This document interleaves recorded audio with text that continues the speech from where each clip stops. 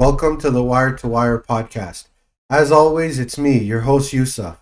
Now, without further ado, let's just get right to it. So, it has been announced that Masai Ujiri is no longer part of the Toronto Raptors organization as both parties parted ways. Now, we know that this is just soft language for that he got fired. But why? Now, I remember I did an episode earlier this year, or it could have been late last year, about when Vince Carter was doing his jersey retirement, and I briefly touched on the Raptors ownership structure, but I do think it's worth revisiting that because it is a huge reason as to why that this move was made. In the Canadian landscape, there are really three major conglomerates: Rogers, Bell, and Telus. And really, they are the primary line of businesses when it comes to telecommunications and media. And one thing about the Canadian landscape is that when it comes to media and just really entertainment as a whole, is that it is very archaic. Don't think that the success of guys like The Weeknd, Drake, or any of the other prominent Canadian artists means that Canada is somehow innovative in this space. While there are certainly changes that are slowly happening, right, and people are trying to improve the infrastructure, it is still largely being overseen and run by dinosaurs. So when it comes to something like sports, the golden eggs are really the Toronto Maple Leafs as well as the Toronto Blue Jays. Despite the Raptors being a sports team, and they are one of the most popular sports teams in the country nationwide, and being the only Toronto franchise to have recent championship experience with winning the championship back in 2019, you would think that they would get more respect, investment, and priority. But that is not the case. The Toronto Raptors are owned by Maple Leaf Sports and Entertainment. And really, the name tells you everything that you need to know. They were partly owned by Rogers Communication as well as Bell Media. However, and I believe it was sometime last year, Rogers Communication bought out Bell's stake in the company, and Rogers Communication became the sole owners of Maple Leaf Sports and Entertainment. And Maple Leaf Sports and Entertainment, they own the Raptors, the Toronto Maple Leafs, and the Blue Jays. So with this change in ownership, there is a gentleman by the name of Edward Rogers III, who is the son of the founder of Rogers Communication, Ted Rogers. Now, Ed Rogers is very hands-on when it comes to running the organization, and he has had a tumultuous relationship with Masai Ujiri. In fact, he blatantly told Masai Ujiri that he does not believe that he is worth the money that he is being paid. So they were not on good terms, right? And this is the guy who owns the company. So already with the tension, combined with the fact that the Raptors haven't had much playoff success since winning the championship in 2019, this obviously is a problem and someone has to take the fall. And of course, since ownership doesn't like Masai Ujiri, who do you think that person is going to be? The CEO of Maple Leaf Sports and Entertainment, Keith Pelly, makes it seem as though the decision was solely up to him. But when the owner and chairman of the board of the company makes it very clear that he is not fond of Masai Ujiri and is not interested in extending him, then there was only one decision for him to make, and he made it. So this really speaks to three things that I want to get into. Number one, when you are great at something and you accomplish something, it's very easy for it to be overlooked and taken for granted. This happens all the time in a professional setting. When you do well, it becomes the expectation. And if it's not met, then you suddenly become and get viewed as an underperformer. For example, you see this in sales jobs. A sales representative can meet or even exceed their quota quarter after quarter after quarter for many years. But when there is an economic downturn and everyone is tightening up their belts, whether it be individuals or businesses, and a sales representative has a quarter where they didn't meet target, but they got damn near close, given the tough circumstances that they're in, then all of a sudden, that person will now be viewed as an underperformer. Companies won't look at it and say, hey, you've always met your targets, so maybe this is just an aberration rather than an indicator of you as a performer. Instead, you'll get held accountable for it, and that previous success that you've experienced will be held against you. Why? Because they took the great work for granted. And this is the same thing. I guarantee from 2013 up until 2018, when the Raptors were not a championship team and they had very bleak potential on ever winning a championship, they were happy and patient with Masai because he was laying a good foundation and the team was performing relatively well. The jerseys were being sold and the arena was sold out consistently night after night. When he traded DeMar DeRozan for Kawhi Leonard, that immediately put the Toronto Raptors in contention. However, it put Masai Ujiri in a tough spot. DeMar DeRozan was a fan favorite, and the organization was already familiar with him. One thing about Maple Leaf Sports and Entertainment is they are not risk takers. They are very risk averse. So Masai trading away someone who is that important to the organization for someone who was really unknown to them was not a popular move within the organization.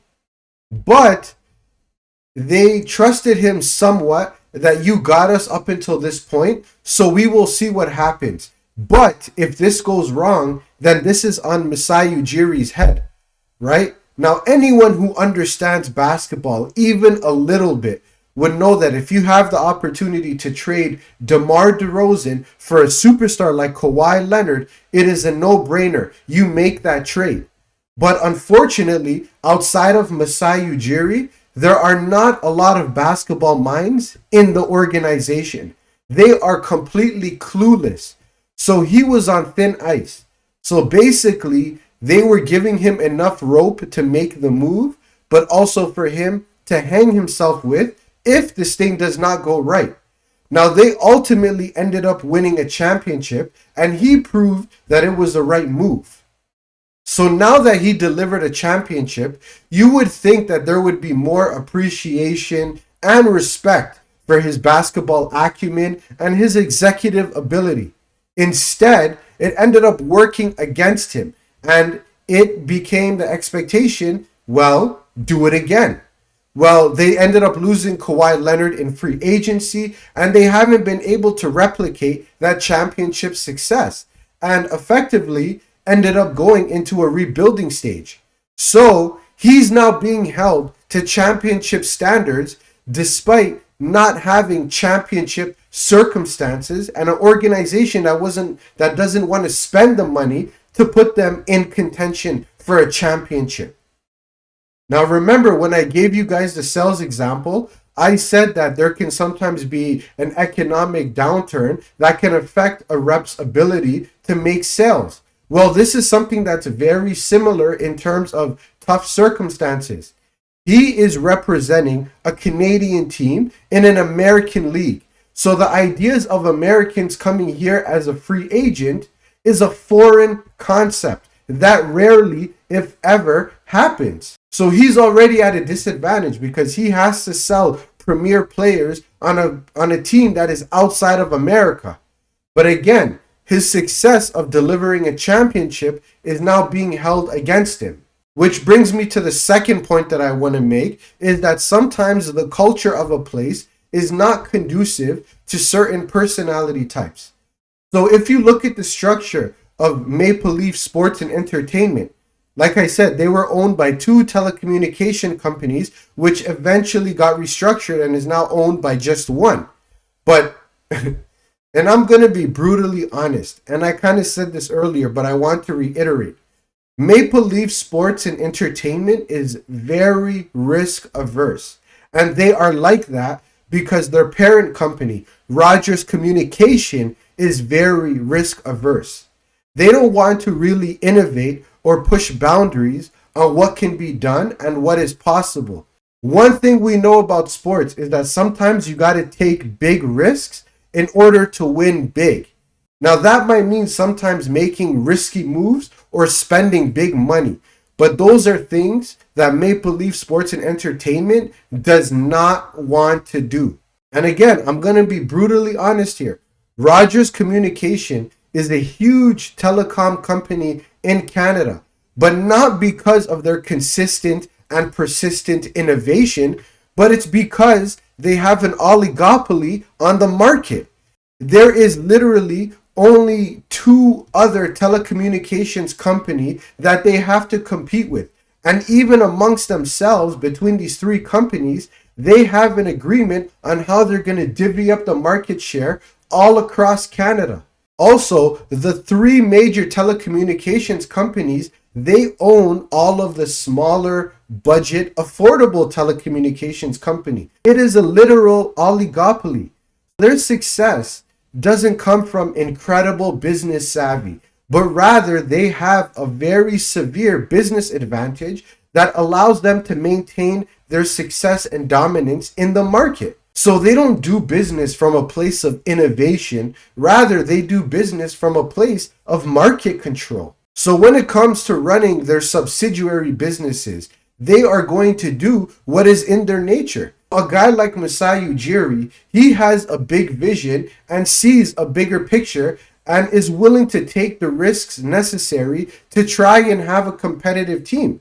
But that is not compatible with how Maple Leaf Sports and Entertainment does business. So there is a culture clash that is going on, and there is a clash of values and approach. And this is something that people see in their own professional life. Sometimes their values, their personality, or their skill sets might not be compatible with the larger culture of an organization. And that can lead to problems, which makes it difficult to coexist successfully long term. And I believe that that is another element of what is going on here. And the third and final reason that I really want to discuss is that leadership truly matters. The best leaders are the ones that pour into their people, that develop their people, and guide their people to becoming the best version of themselves that they can be. It's not about exerting your power or showing force. Not all the time, at least. And it's about understanding that their success will ultimately be your success, which contributes to the overall organizational success. If Masai Ujiri was supported and entrusted to do the right thing, then he will want to continue to work in the organization and work in their best interest and contribute to the overall collective. But the owner, as I mentioned earlier, has a gripe with him. Now, I personally believe that it stems from insecurity and a sense of jealousy that Masai Ujiri was getting a lot of credit for the work that he did as an executive for bringing the Raptors that championship success, and the owner felt as though he wasn't being credited enough or getting enough respect or getting enough attention for whatever role he thinks he contributed, which is really just opening up his checkbook. I believe that he carried that animosity with him, and this is what made him make those comments to Ujiri that he is not worth the money that he is being paid. Now, there's a book that I reference on the show sometimes, The 48 Laws of Power, and one of the laws is to never outshine the master. And that could be an element of what's going on here. But ultimately, I found that from the top all the way to the bottom, there is a level of toxicity that exists within the organization that ultimately led to his firing.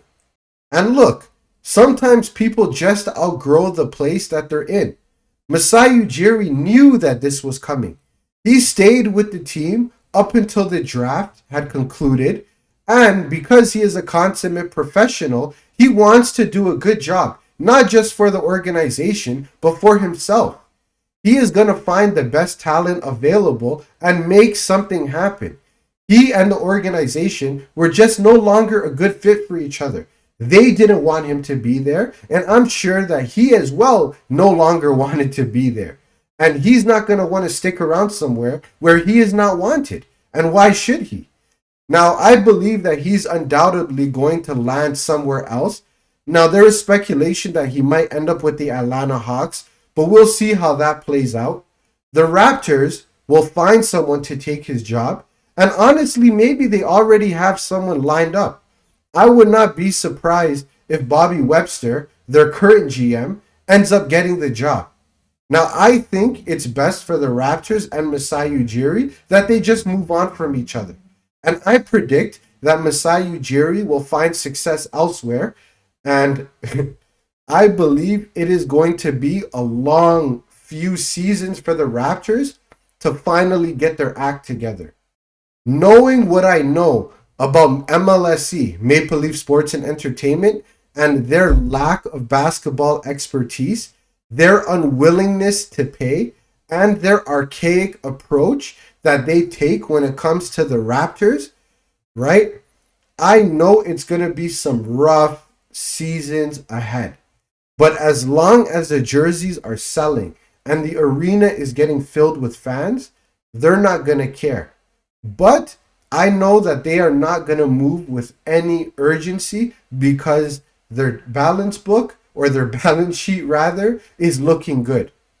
But I believe the Raptors could potentially be going back to their old ways of being a laughing stock in the league.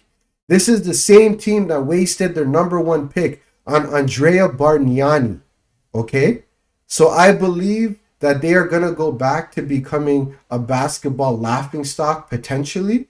And I think that it is not until the fans lose interest and stop engaging with the team that they will ultimately end up showing a sense of urgency. But I think it is going to be a long few years ahead without Masai Ujiri at the helm. That's just how I see it playing out. But I just want to come on here and discuss this subject and try to give you guys some perspective on what is going on. And hopefully you guys listening enjoyed some of the examples that I used. And hopefully I can bring a different perspective to this whole situation. Because that's really what it's about with this podcast. Yeah, I want to talk sports and give my opinions. But I also want to sprinkle a little bit of life lessons in there that we can all take value from. But that's all I got for you guys today. Be sure to subscribe to the podcast and share with your people. You guys can also like, after all, it is free. You guys can also follow me and the podcast on social media. You can check out my books. All of these links will be in the description. Until next time.